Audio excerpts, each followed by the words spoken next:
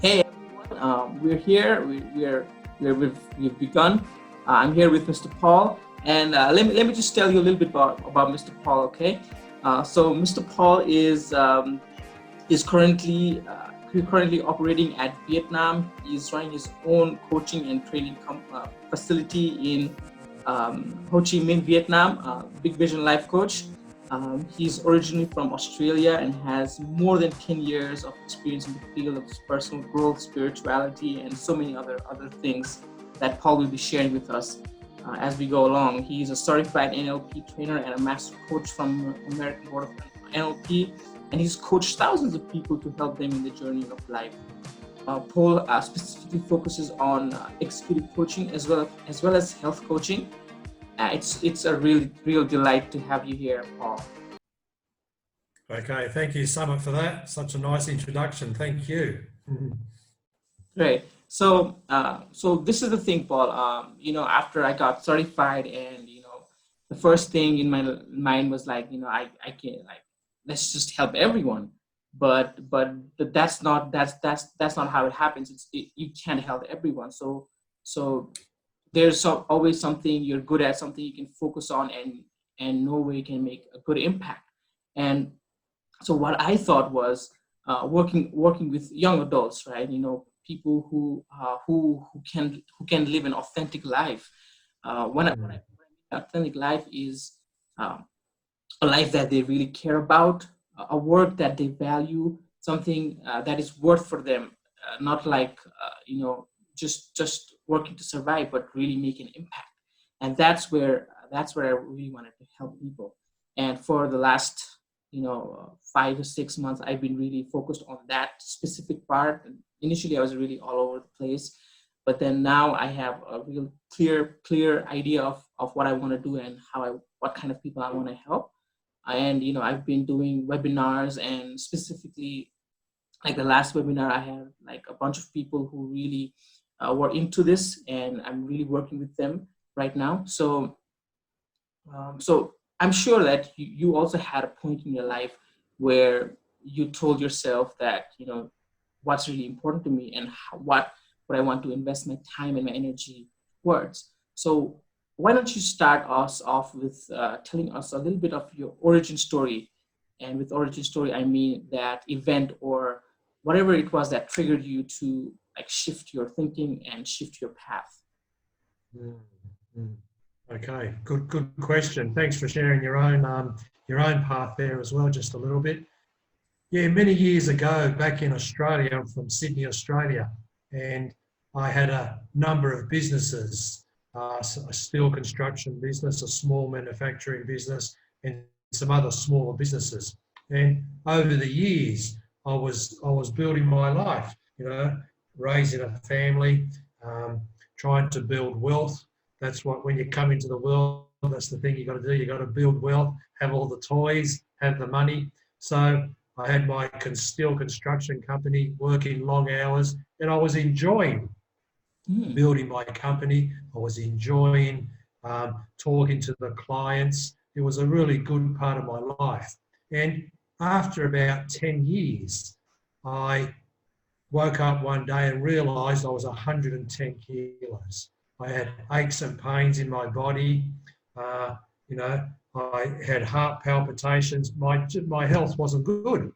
And it was all that driving and pushing to make a success of the business Mhm. at the expense of my own health. So, I went to the doctor and he said, listen, Paul, if you don't change what you're doing, you know, you're not going to have much of a life moving forward. You're going to get worse, and it's just not going to be nice. So I had to make some decisions. So I decided to get out of the company, and then I started to search for how to correct my health, how to have a better life, how to have all the bells and the whistles and the toys and the money, but also have a good balanced life. So I travelled around, went to different countries, India, South Africa, America, Europe, just looking for the meaning of life, I guess, and how I could fit in. And I decided after all that I just did a lot of training and courses, kinesiology, yoga, really big into yoga. Now been practicing it for 20 years. Meditation and all these different healing arts until I got my health back. And then now that I have my health back, lost all the weight, I don't know, I think you know very well about Bikram yoga. Oh yeah, good. So that was my first introduction to yoga. Very, very intense, but I did it for 10 years and I really enjoyed it. I liked it. And then after 10 years, I became a yoga teacher myself and started to teach yoga. So now practicing and teaching over 20 years. Wow. But what happened was I had to find my own solutions for my body. I wasn't interested in taking drugs. So I decided to find out how I could heal myself. And with many successes and failures, ups and downs, I found my own recipe to manage my own life, to balance my life so I could have a good experience no matter what I was doing. So now, then, long story short, then moving to now, I now work with other business people, C-level managers who were in the same position as me, you know, stressed, trying to keep the company going, pay the bills, and at the same time manage a family, manage their health. You know, there's a lot of energy expended to keep all that going. Yeah. So with the recipe that I discovered, I started to work with them to allow them to keep their job so they could still continue in the company, but they didn't have to leave and they could manage their health and have a decent life. So, and then it was over 10 years ago, I moved to Vietnam, just looking for some change in myself. And set up here in Vietnam, and this is where I've been for the last 10 years, continuing to coach C-level managers with their health, with their mindset to enjoy a better life. Wow, that's really a journey, Paul. Thank you so much for sharing. So something that I picked there, which I think is very crucial, is the fact that pain was that first thing that actually pushed you. It was not something that you saw like a vision or something that inspired you, but the pain, right? So many of us, it's the same case. But what happens is, as we move along that journey of like trying to get away from pain, we start to see a better future, I guess, or something that is, you know, that is important to us. Like you shared about helping C-level managers, and I feel that you can relate to them, and you can, and that's really important to you. So tell us about you know, what were the struggles that you faced initially when you started out, because it's a new territory. You were working, you're building your businesses. That was something totally different, and now what you're talking about right now is something totally different as well. So what were the initial challenges in communicating what you wanted to do, and what is the, you know, inner as well as the outer obstacles that you faced? Okay, so from going from the corporate world, the business, to coaching and training, I had to go through my own journey. So I had to learn how to reinvent myself, how to do things differently. I was always a people's person, so I'd like to be with people. I like to work with people. I get my energy by mixing with people. So from being in the business life, the corporate life, mixing with people, I enjoyed that. So now, and I built up a lot of skill, people skills, business skills over the 10, 15, 20 years in business. And then it wasn't so much as a big leap or a big jump, because I got 20 years experience behind me, and then I go into coaching and training. What I had to do is learn how to coach and to train, and how to learn different tools and techniques to help my client. Someone who's 30 or 40 that comes into coaching but has lived 40 years, they they're not starting from scratch. They're starting from their life experience.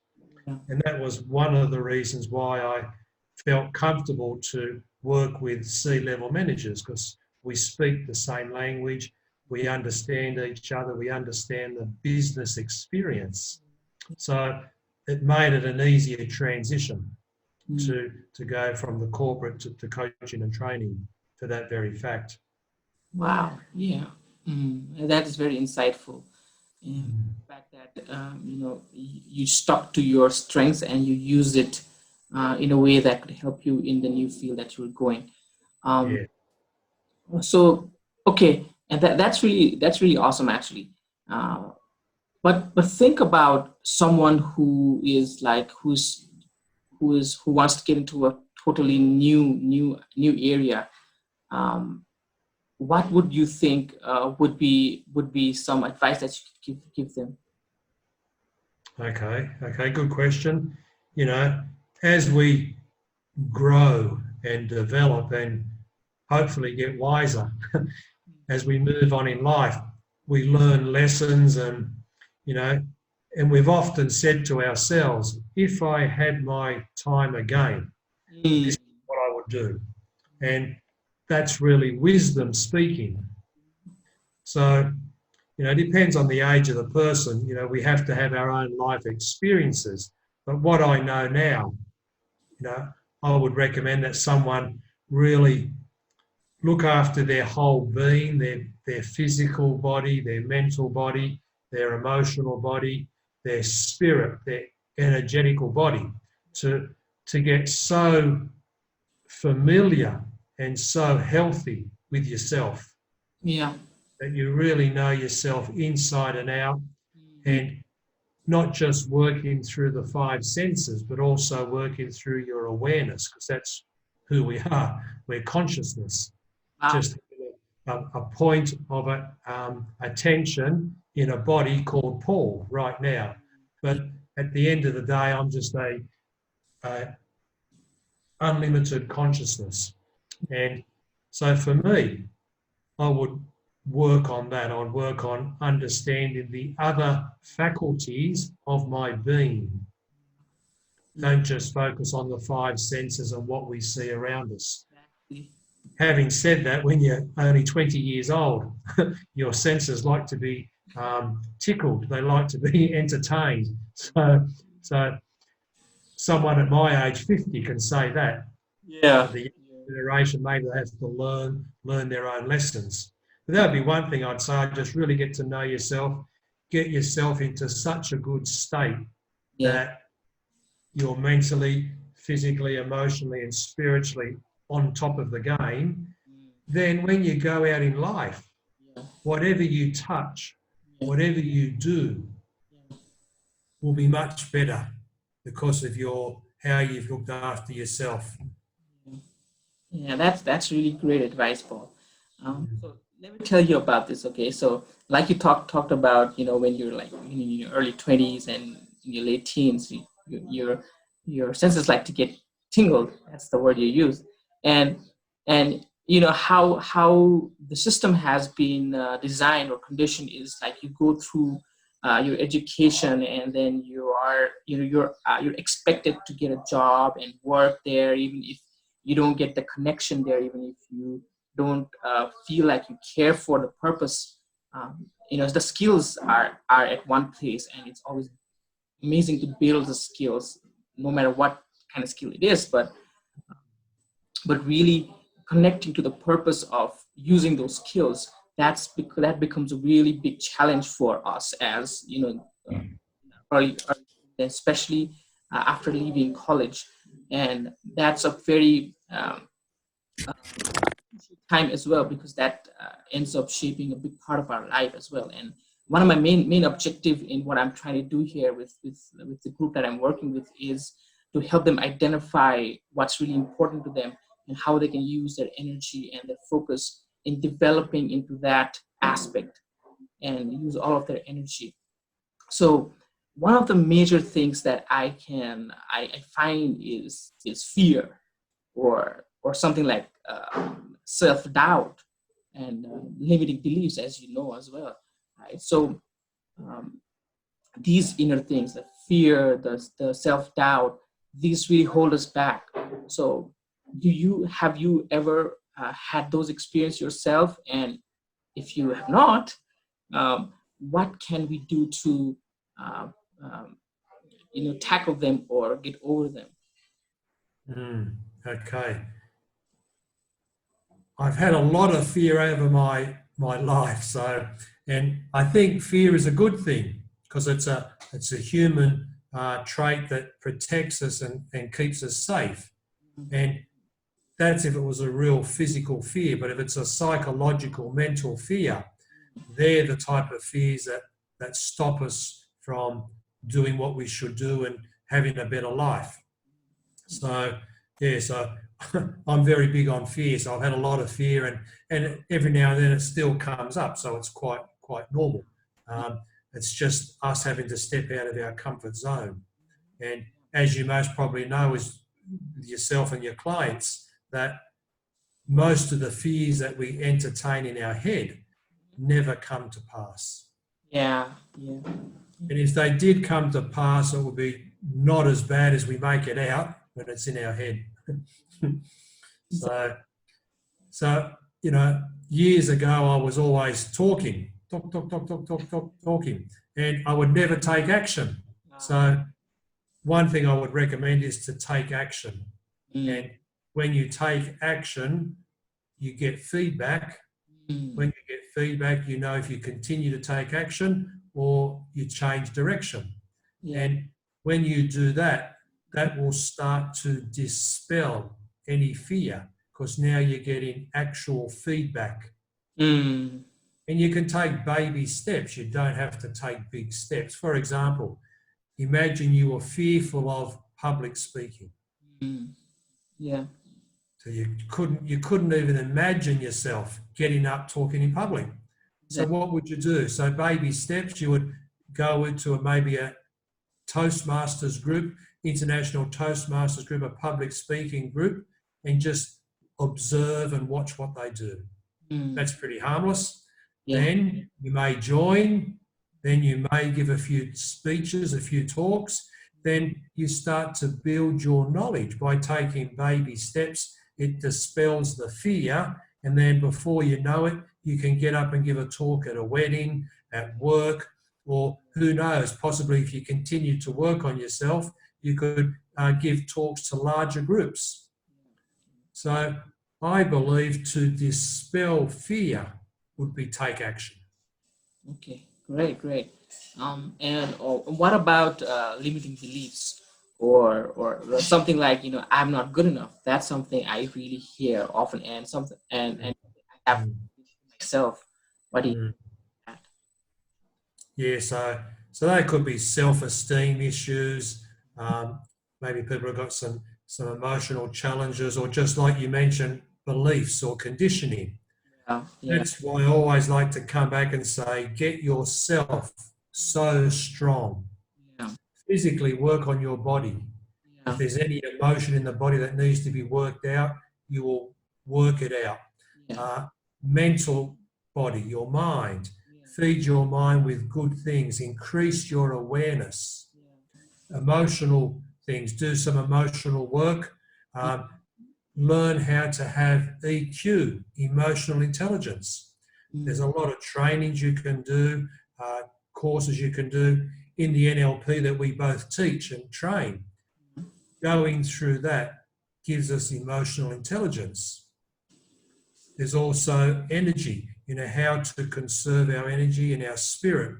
So, I always keep coming back to the human being. Get yourself so strong, work on that. Work on some of the things that you're not that good at. Increase your awareness, and then that makes you bulletproof. That you're coming from a place of cause. I'm in control, I'm in charge. If I can't control anything, well, at least I've done everything I possibly can. And if it's meant to be, it's meant to be. For example, you think of the latest pandemic that we're experiencing and sort of slowly coming out of. There's a lot of fear that I'm going to get sick, I'm going to die, and all these things are going to happen. So what I did Mhm. over the last 6-8 weeks was to work more on my physical body. I did extra exercise, more yoga, more walking. I changed my diet. I ate better food, cut out some of the sugars that I was having. Mhm. My emotions, I was studying more. So I was doing all these things on my body. I Mhm. was taking the right precautions, social distancing, wearing a mask, whatever was required. And I felt bulletproof. I Mhm. was doing everything I needed to do to protect myself. I was boosting my immunity. Mhm. So I was in control. Mhm. And if I got the virus, well, so be it. I've done everything I possibly could. Yeah. So knowing that I was a cause and I was in control, Yeah. I felt wonderful. I felt good. I wasn't afraid at all. Yeah. That's great. That's great, Paul. So what I get from there is my takeaway there is focusing more on the circle of your influence, what Mm, being the cause, knowing what you can take action towards or what you can improve. And there was one person in the practitioner, I think, event. He shared with me a very simple metaphor that really stayed with me. He told me that uh, as a bird, as a beautiful bird, if you have strong wings, if you have very strong wings, even if the branch falls down, you can still come out and fly. And that mm, stayed with me, and it's a very powerful metaphor that I keep reminding myself. mm. Well, thank you so much for that, Paul, for shedding light on that on that so brilliantly. Now, now that we've covered a little bit about the inner world, right? Um, there's this another objection that I hear a lot from the people that I work with is the external objection, like things like about the resources, like not having enough money or not having enough expertise, or basically related to the outer world. Uh, Mm. how do you think, as teenagers, oh sorry, I mean young adults, we can address that issue? Okay. When you mentioned that about the resources, I remember a quote from Tony Robbins. I'm just trying to recall it now about there's no unresourceful people. I forget how it went now. There's no unresourceful people. Only on resourceful states. Is Yeah, that? only resourceful place, something like that. So, he really drove home about we've got all the resources within us. And we teach that Yeah. we've got a lot of resources inside of us. And the challenge is people are always looking outside of themselves for Mhm. the resources to Yeah, get what they want. exactly. Now, we just did finished a 6-day NLP training, and during the training, some of the clients, the students had similar sort of questions, and we talk and we spoke about all the resources inside us. If, for example, if I want to get a state, I want to feel happy, but people say, well, when I get the car, or when I get the house, or when I get the boyfriend, or when I get the girlfriend, then I'll be happy. Then I'll be happy.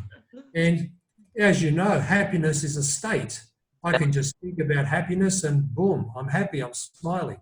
Yeah. So there's a lot of, what we do in that instance, okay, just learn to be happy, Mm. practice happiness. Yeah. Then, when you're a happy person, Yeah. you will go out and attract the right girlfriend, boyfriend, whoever it is, Yeah. in that happy state. So we don't go out, no, that people say there's not enough, haven't got any money. Mm. Well, money doesn't really exist. It's just like it's a myth. We use bits of paper. Yeah. But what did we do years ago? We used to barter, add value, and Yeah. we get value back. Yeah. So how do people build businesses with no money? Mm. And you can think of some good examples, whether it's, Steve Jobs or people who start businesses in their garage and then they build and build and they grow. You don't need money. Sure, money helps, and you will generate money, but the resources are within you to be able to generate value, a reciprocal reward, which in most cases is money. Yeah, I can't agree with you more on this. And also, you touched about the part where you talked about us being consciousness in our essence, and then then other things happen.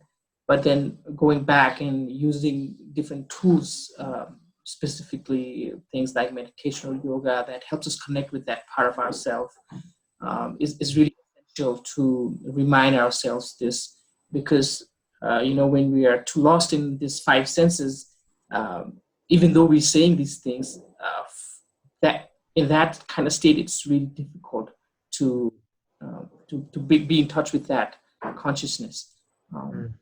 And I actually, like I said, I absolutely agree with you. So here are some questions that I also got from some people that I asked them to like drop in some questions if they had any. So one of the persons said I'll just read it out. He said, if we are clear about our goal and working toward it gives us a lot of happiness and excitement as well, then why is it that we still get distracted? Is there a practical approach to avoid distraction? So this is mostly about distraction. Yeah. Okay.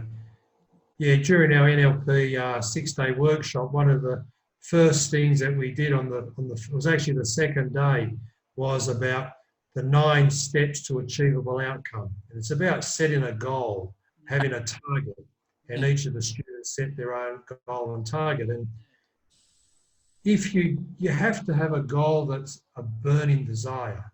And if they come to the workshop, they write out their goal, great, I got a goal, and they go put it in their desk at home, and they never see it again. Yes, they're going to get distracted. So we want to keep the goal in front of us as much as we can on a daily, even an hourly basis.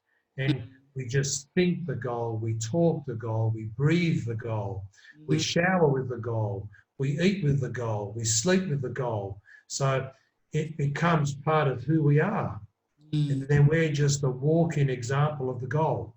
Yeah. So when you can focus on your goal like that and make it your magnificent obsession, that will definitely eliminate distraction.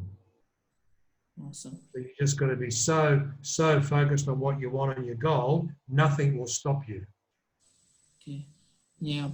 I hope she got her answer. If she went Like for me, I've got a goal to get down to 75 kilos and 18% body fat. And I have a vision, I have a picture in my mind of 75/18. And that means 75 kilos, 18% body fat. And I know exactly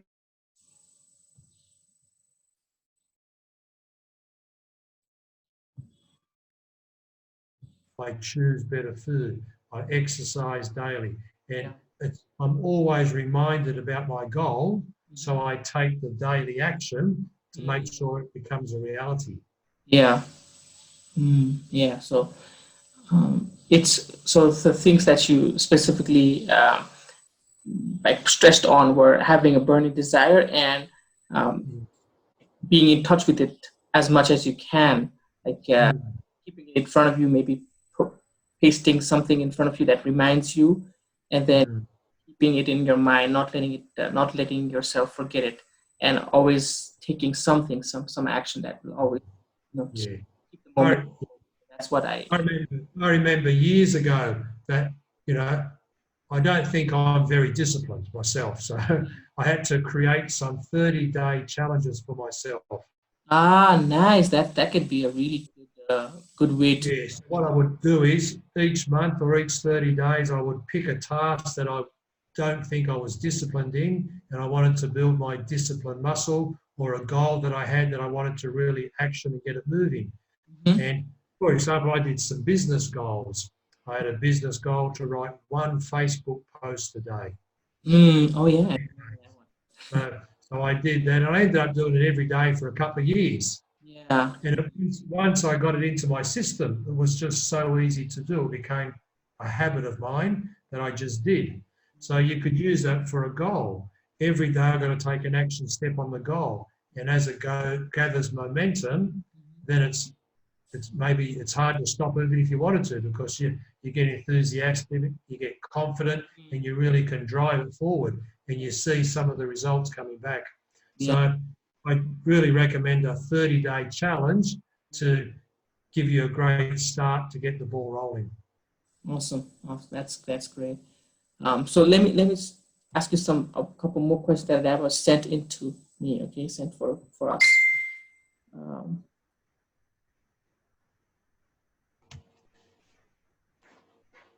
So here's one. Okay, here's one.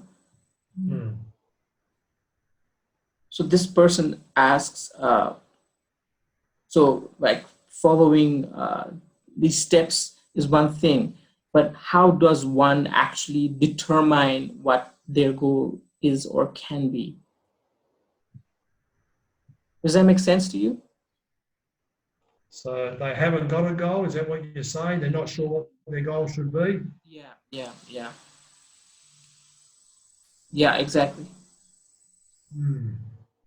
You know, I always say that you should do the things that you love. So if it was a person and you think, okay, what do you love to do? What are you already naturally good at? If you could become a master and learn some more skills about what you're already good at, that's probably a great place to start. So you could set a goal around what you're really good at and become a real master. So then you can excel in that area, and masters of anything generally can command a good income if that's what they're after, recognition because they're good at their craft and what they do. And, you know, at the end of the day, it's not so much what we do as opposed to how we do it. That's great. Makes sense. But if you can find something you love, well, why not do that? It makes perfect sense to me to spend most of your day doing things you love than the things you don't love. Exactly. That's the whole premise of what I want to put out there. I remember years ago I was working for a company and I would go and coach their staff, and there was a lady there who was the maid, and it was so nice, so sweet. She always would say hello to me, make me a coffee, and when she's walking around, she was happy, sweeping the floor, cleaning the place, and it just, you know, it doesn't matter what you do, but you just be fully present, enjoy the moment.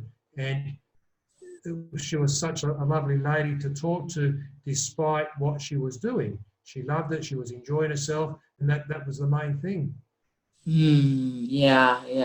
really touches upon, you know, the values part again. You know, what's really important for the person, what's really important for the work out there. And like you said, like being present with whatever you're doing, and, you know, making sure that you're doing it with the best ability is really what gets the quality and the how doing that. And so we have, let's extend it for like 10 more minutes and a couple more questions, and then we can take it away. Okay. Let's see.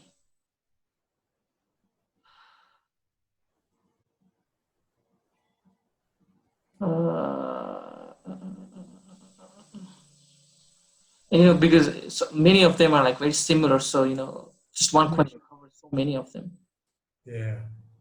And so many, we've already talked about so many of them. What do you find some of the big challenges with your clients? What are they coming up against? I covered most of the things, but like, since you've already asked me the question, let me think about it. Okay.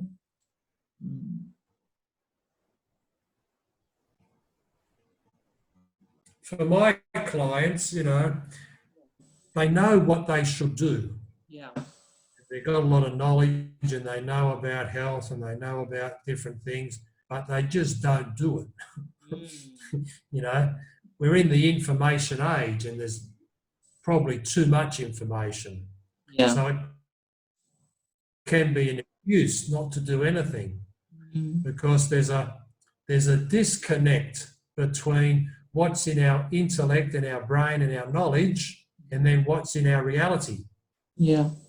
So there's a bridge between the two. How do I take the knowledge of health and building a business or looking after my health or having good relationships? How do I bring it into my reality? Yeah. And there's a bridge, and that bridge is called action. So we have to take action. Yeah. Physical action to get the knowledge into the reality. And that's why I like the 30-day challenge, because it makes you take action. Yeah. Yeah. Makes sense. Makes sense. Yeah, actually, I've also been like working on my physical part actually. So, like it just you can't just lose it so fast, and when you're focusing on other areas, even if you're doing good in other areas, some areas can be left unnoticed or not put more attention to. Um, so yeah, that it's just to reassess everything, like different areas, and just having a point in time when you just sit down and just see where you are at different areas of your life. That can be really, really, really important as well. Um, so, is there anything that you want to share as your last words here? Oh,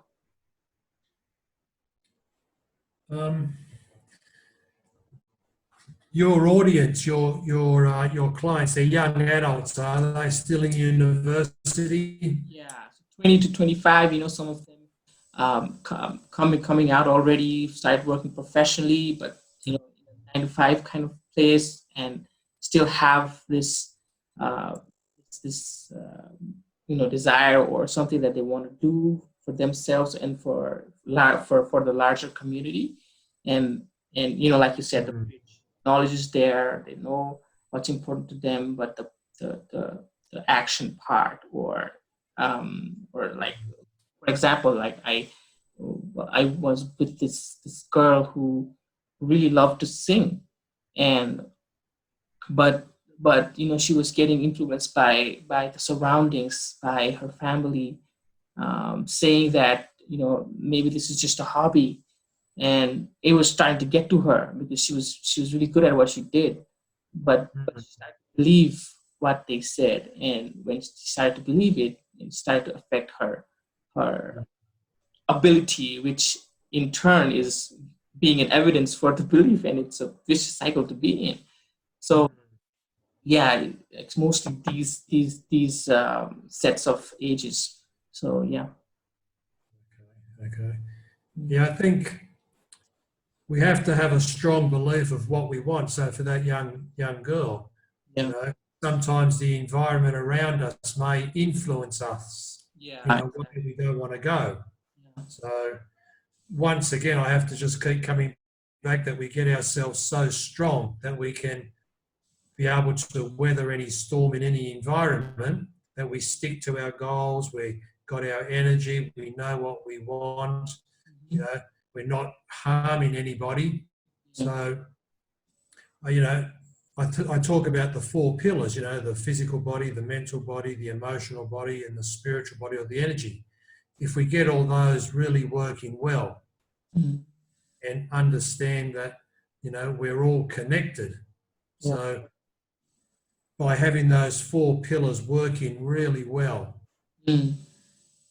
that can fortify us to weather any opposition or storm. I remember Jack Ma said that, when you're between 20 and 30, you should be going out getting as much experience as possible in Exactly. life. Exactly. So if you're only 20 or 22 or 23, my advice to those young adults will be to go and have some experiences, try many different things, take physical action, experience life. That will give you knowledge, give you some wisdom. So then you'll know exactly what you want to do, and you've had enough experience to know what you're comparing it against. Yeah, makes sense. Yeah, and that gives us an idea of what we can take on, continue improving and of course enjoy it as well. Yeah, some people already know what they want to do and they're very fixed and they'll go and do it.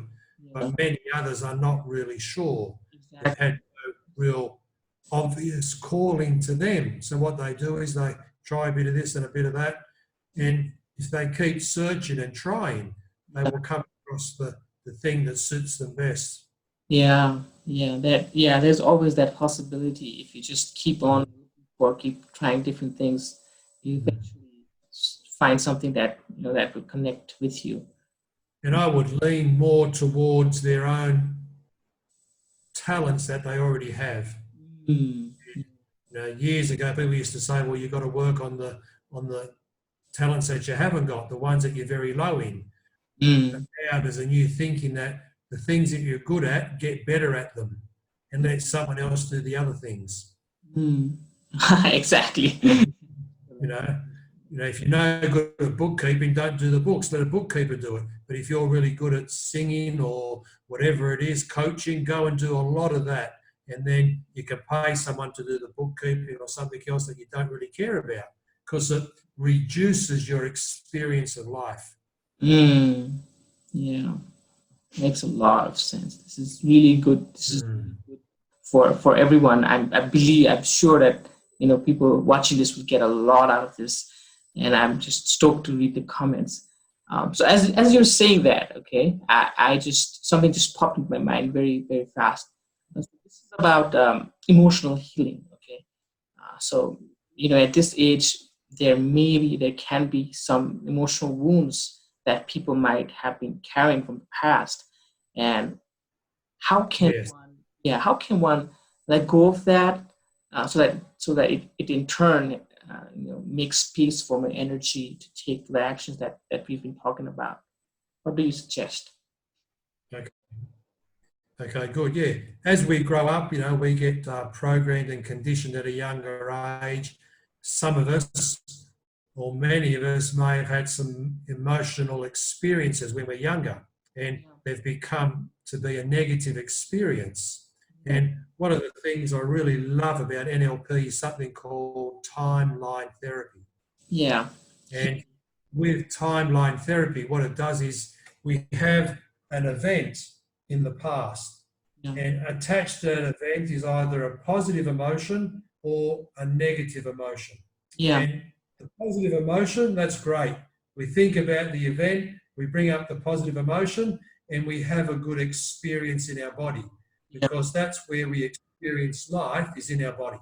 Mm. Now, if you've got someone who has had an event in the past with a family member, a colleague or something, and attached to that event is a negative emotion. Mhm. Every time they think of the event, they're going to think of the negative emotion, and they're going to have a less than positive experience in their body. So the beauty of timeline therapy is we can go in and we can disconnect that negative emotion. We can get rid of it, or we can reduce it so it's very, very low impact. And then when they think about the event now, it doesn't bother them. Yeah. So with a lot of my clients, we do a lot of timeline therapy, and we just keep removing the 4 or 5 major emotions that have affected their life, and it keeps producing the past into the future. Mm. Like fear, guilt, anxiety, hurt. Some of these major emotions are holding people back. So you most probably know yourself, when you do an NLP training, once the client has been through the 6 days, they're much lighter. We've removed the 4 clouds. The negative thinking turns to positive thinking. The negative emotion turns to positive emotion. The inner conflict in the body turns into wholeness, and the limiting beliefs become empowering beliefs. And when we can reduce that and eliminate, especially the emotions, the negative emotions, the people become like new people. They're so much lighter, happier, and then can create a wonderful new future instead of creating the past in the future. Yeah. So that's a very powerful technique. Yeah, that is so wonderfully put, Paul. That is so beautifully put. So now that you already touched the four clouds, and we've covered most of the clouds except the inner conflict. So that's why it's again coming in my mind. So let's take an example of someone. Okay, so in their early 20s, like who's graduated, is working professionally, and one part of them is wants to get out there and take action and do something that is creative and and perhaps make income from that. And the other part is like wants to stay secure, wants to stay at a job, and doesn't want to take that risk. So how do you think we can we can help ourselves, because this can bring a lot of tension in our mind. Yeah, what I find is with the inner conflict, it burns a lot of energy. Yeah. Part of you wants to go this way, the other part wants to go that way. You keep thinking, should I go this way? Should I go that way? And the body's almost torn apart. Yeah. And that's what I call an energy leak. Burns a lot of energy, but you're not going anywhere. Exactly. So those type of situations they're parts of the subconscious, which at one point were whole. And now we have to reunite those parts and let them understand they were once a whole, part of the subconscious. So we go through the process of identifying the purpose, the intention of both those parts. Yeah. And when you understand the intention of both those parts, they come together into the body and you become whole again. And it's at that point that the person will know how to move forward, what steps they need to take to move forward. We did one just the other day. A lady, she's a teacher. She's working in a school, teaching, has been for 14 years. And now she wants to become a coach. And she's got a conflict. She feels she's stuck in the school, has to do the teaching, and how is she going to navigate to become a coach? She needs the money, she's supporting the family, the kids are going to school, has to support the husband with extra money in the house. So she had a conflict. How can I do this dream of coaching? And I'm stuck in this school. Yeah. So we did the parts integration, and then she realized that, hey, the ultimate highest intention was happiness. She can stay in the school, continue to do that, support the family. I'm happy to support the family, and slowly come out here and do the coaching. And she said it was a really great experience. And when she was actually looking forward to going back to school to teach. Wow. She had a new, fresh look at school, and even though she'd been doing it for 14 years, now she could go back with renewed energy. And that was a big win, because it was more about the coaching, but now she can actually stay at the school, feel energized, and she's got a whole school of students she can work with her NLP. She can work with them and teach them and coach them already. Yeah. So she realized the parts came together, and she realized that she can do both. All the energy stopped leaking. She felt calm, relaxed. She was energized. Now she's building energy to use at school or coaching the client when she gets them. So, yeah, parts integration, another wonderful, wonderful intervention that we use in NLP. Yeah, totally agree with that. And for me personally, also it was the inner conflict that was really was a big challenge for me initially when I had the idea of coming out and doing something to help, and the other part, being stuck with the 4 year of bachelor's, and should I continue on that same path or do something that is totally something that I never imagined before. And like you said, parts integration was a big one because it really helps you become whole. And I think one of the most spiritual practices in NLP too, because it helps you reintegrate and balances your energy, and you can really focus and something and have a lot of clarity. So I think that's really, really wonderfully said also. One of the things I hear you say is that, like, a lot of your students or your clients, they sort of, maybe it's the age, 20s and 25-year-olds, they have a vision or a big idea to go out and change the world and do something meaningful, do something big. They want to have a big impact in the world. One way you can have an impact in the world is to get yourself in order, get yourself firing really well, and then you will go out and you will help. Yeah. You will help and support one person at a time. Wow, that can be a big breakthrough for many people listening, actually.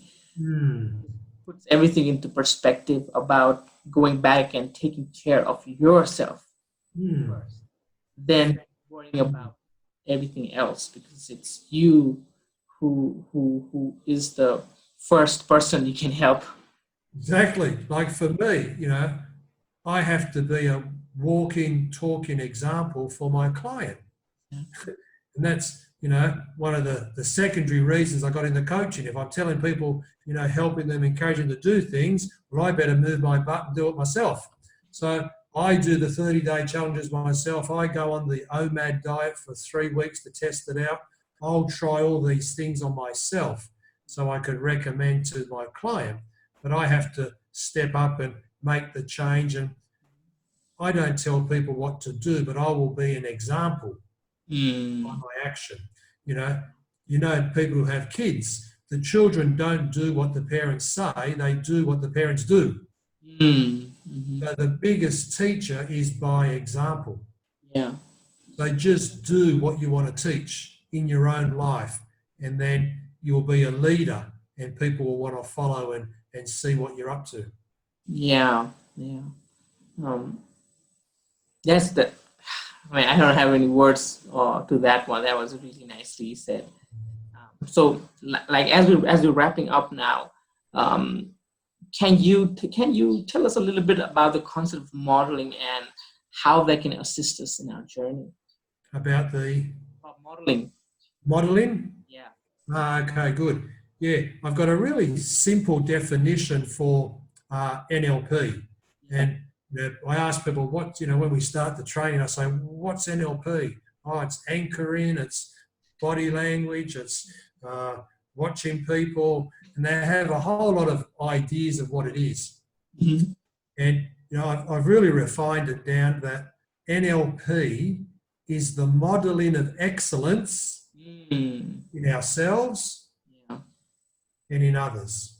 Yeah. So first of all, in ourselves, some days we're on fire. We make things happen. Everything goes really, really well. Yeah. In other days, maybe more than we like, things just don't happen. Exactly. They happen, but they happen upside down, back to front, or inside out. Yeah. So modeling of ourselves, we look at ourselves and we see, how did I have that great day? What did I do? And we model ourselves what we did specifically on that day. Oh, I got up early, I got myself into state, I had a good breakfast, and the day was really good. So by modeling ourselves, we look at what we're doing that's working and do more of it. Yeah. We observe ourselves, and the things that aren't working, do less of it. So out of 100%, instead of our life being great for 40%, now I'm going up to 45, 50, 60, 70% of getting good results. So that's modeling of ourselves. And then modeling of others is finding someone worthy to model, that they have a skill or a talent that you would like to have. And then you see how they think, see how they talk, what words do they use, what time do they get up. For example, someone who's got a great body. Okay, what do you do every day? What time do you get up? Where do you exercise? What exercise do you do? What are you thinking in your mind when you've got to do exercise? What are you eating? How many meals a day? So you're looking to see exactly what they do, and then you start to model them, and you will get very close to the results they're getting. And you don't have to reinvent the wheel. Exactly. You know, it can reduce your time of success, quite narrow it to even half or a third of what it would take you as far as time goes. So modelling of self, very important. Do more of what's working, identify what's working, and drop the things that don't work. Modelling of others, find a skill someone's got that you really want to have, and find out how they do it and model them. Yeah, yeah, absolutely makes sense. That can be a big game changer, especially the fact that you said model yourself, model your best days, model what you were doing, what you were thinking, how you were, how your body was in your best days. Yeah, even I had like a very good epiphany there. Thank you so much, Paul. You know, just recently I took on another challenge, and for the last, I think maybe 3 months now, I've been meditating for 1 hour a day. I just set a goal, okay, for 1 year, Paul, you meditate 1 hour a day. Going really well. But just on this subject, what I found was that when I'm meditating, I find even outside of the meditation, I'm more reflective. And I'm observing myself, my life, what I'm doing, what I'm not doing, and I seem to be finding ways to do things that don't work, to do them less, and I'm doing things that are working really, really well. And I think it's only through my self-reflection and observation and practicing meditation an hour a day, I think it's facilitated me to do this reflection on myself and my life to improve it outside of the meditation. So that's one way, definitely meditate so you're more reflective of who you are, what you're doing. So you have to have awareness before you can change. Exactly. So let me just put everything into perspective about what we talked about, mostly the key things here. So number one would be having the awareness of your own thoughts and your own feelings and what you're doing more of and what you're doing less of. And then obviously Can I just jump in 1 sec there? It just reminded me the other day, I'll give you an example. I'm trying to increase my awareness. So I want to become more aware. Then I was just going about my business and I was in thought, and I'm thinking about, sometimes I have alcohol. I drink. Yeah. That's a habit, not, maybe once or two times a month. Some weeks it could be 3 or 4 times a week. Just depends on what's happening and what I'm doing. And, I get into a bad habit and I got to cut it. And I was just thinking the other day how I'm doing this challenge of an hour a day meditation to increase my awareness. And then I got this behavior of drinking alcohol periodically that decreases my awareness. When you drink, you lose awareness. So I've got a conflict. On one hand, I'm trying to increase awareness through meditation, but I've got this behavior where I'm having alcohol, not that often, periodically, which is decreasing my awareness. So when I became aware of that and I reflected on it, it was so easy not to have alcohol. It was so easy to just say no. Yeah. And I believe I wouldn't have had that reflection if it wasn't for the meditation to see the incongruency of my two habits. Yeah. They were working against each other, not in a big way, but it was there. And they're the type of things we can discover about ourselves and cut one out that doesn't serve us. Yeah. Sorry for the interruption. I just had to share that with you. No, that's completely fine. Of course, Paul, of course, you can cut me if it's really important for the larger mass here.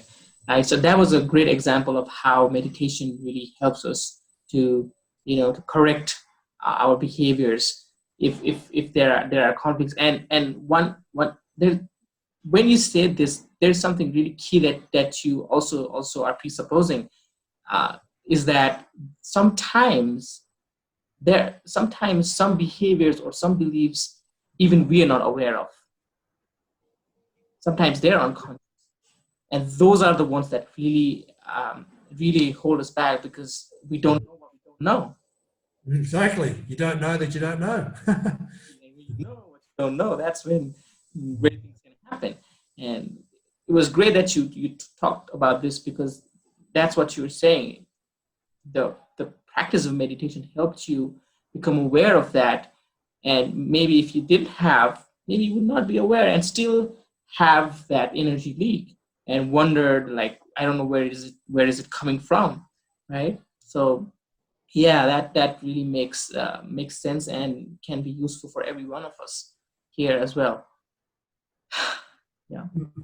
So as I was saying, as I was continuing, the whole to like put into perspective everything, like having proper awareness of our own minds, and then also looking for our strengths, exploring being better, strong in all those areas, physically, mentally, emotionally, spiritually, in terms of energetically, and then uh, fixing ourselves on a goal that is important to us, and then just take it away from there and just keep on doing, keep on keeping on the momentum, like you always say, and always coming back to reflect, and yeah, and take it one day at a time, take baby steps, and just take action when you're feeling fearful. Go back to why you started it in the first place. That really helps me actually. And yeah, it was nicely put. Nicely put. Okay, good summary. Very good. Yeah. So thank you so much, Paul, for giving us this time. I know you're someone who's got so much on their schedule, and I'm so grateful. I'm so thankful that you gave me this time and gave and extend this to a bigger, larger audience that I've been personally working with me as well, and I know they'll be benefiting with this in like 10x. Um, so, I just have a lot of gratitude towards you right now, and you've always been a great mentor for me, and I always look up to you. I always ask you if I have anything on my mind, and you're someone who always gets back to me, even if even if it takes a week, I get a reply. And I really appreciate you, Paul. I have best wishes for you, your family, and the endeavors. You're always inspiring, doing a great job already. And yeah, someday we will do this live, I guess, right? Sometime I'll come to India, to Nepal, and to meet you there, and we can create something together. Exactly. I'm thrilled to just hear that, and it would be a wonderful thing, whatever it will be. Mhm. Thank you so much, Paul. Okay, thank you, Summit, and hope to talk to you very soon. Thank you. Thank you so much. Take care.